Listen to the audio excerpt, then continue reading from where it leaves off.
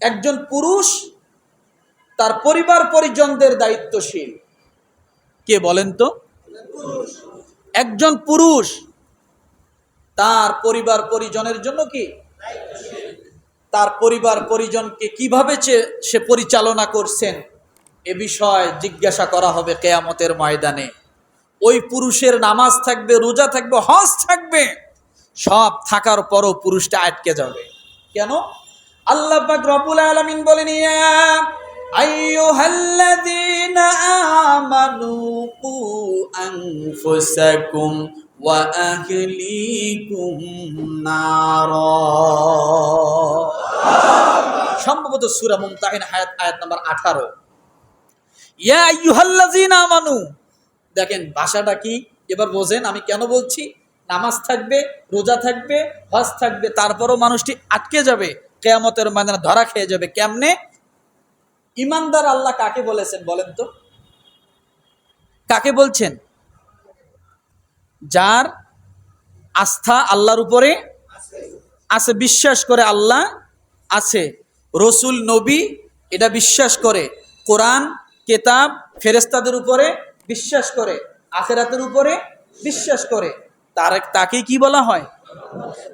আমানতু বিল্লাহি ওয়া মালাইকাতিহি ওয়া কুতুবিহি ওয়া রুসুলিহি ওয়াল ইয়াউমিল আখিরি ওয়াল কদরি খাইরিহি ওয়া শাররিহি মিনাল্লাহি তাআলা ওয়াল বা'সি বা'দাল মাউত।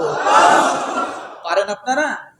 পড়েন, আমানতু বিল্লাহি ওয়া মালাইকাতিহি ওয়া কুতুবিহি ওয়া রুসুলিহি ওয়াল ইয়াউমিল আখিরি ওয়াল কদরি খাইরিহি ওয়া শাররিহি মিনাল্লাহি তাআলা ওয়াল বা'সি বা'দাল মাউত। সকলে মুখস্থ করবেন, পারবেন না?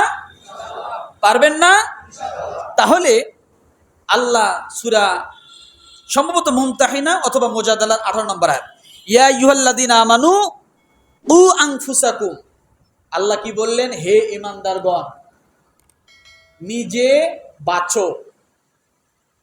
ঈমানদারকে আল্লাহ কেন বললেন নিজে বাঁচো? যে ঈমানদার সে তো বাঁচায়, কথা ঠিক না? কিন্তু তারপরও আল্লাহ বললেন হে ঈমানদার নিজে বাঁচো, ওয়া আহলিকুম নার, তোমার পরিবারের লোকদেরকে আগুন থেকে বাঁচাও। কি থেকে বাঁচাও?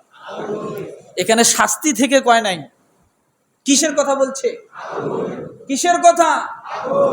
শাস্তি বললে তো অনেক ধরনের শাস্তি হতো, কিন্তু আল্লাহ সরাসরি ও আহলিকুম নার শব্দ ব্যবহার করলেন। তার মানে জাহান্নামের আগুন এত ভয়াবহ, এর থেকে বড় শাস্তি আর নাই।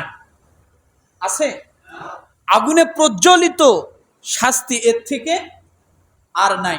যার কারণে রব্বুল আলামিন দোয়া শিখিয়ে দিয়েছেন, রব্বানা আতিনা ফিদ দুনিয়া হাসানা ওয়া ফিল আখিরাতি হাসানা ওয়া কিনা আযাবান নার।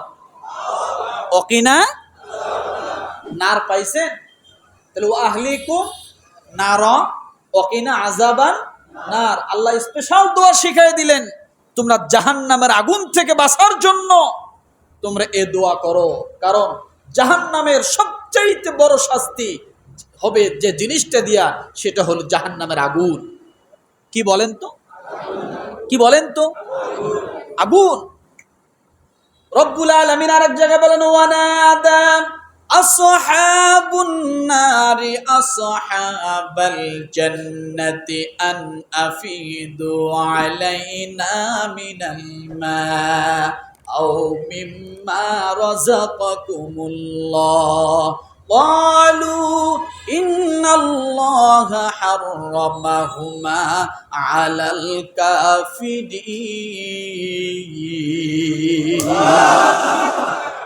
সূরা আনআম সম্ভবত। আল্লাহ বলেন জাহান্নামের আগুন কেমন হবে? ওয়ানাদা আসহাবুন নার আসহাবুল জান্নাহ,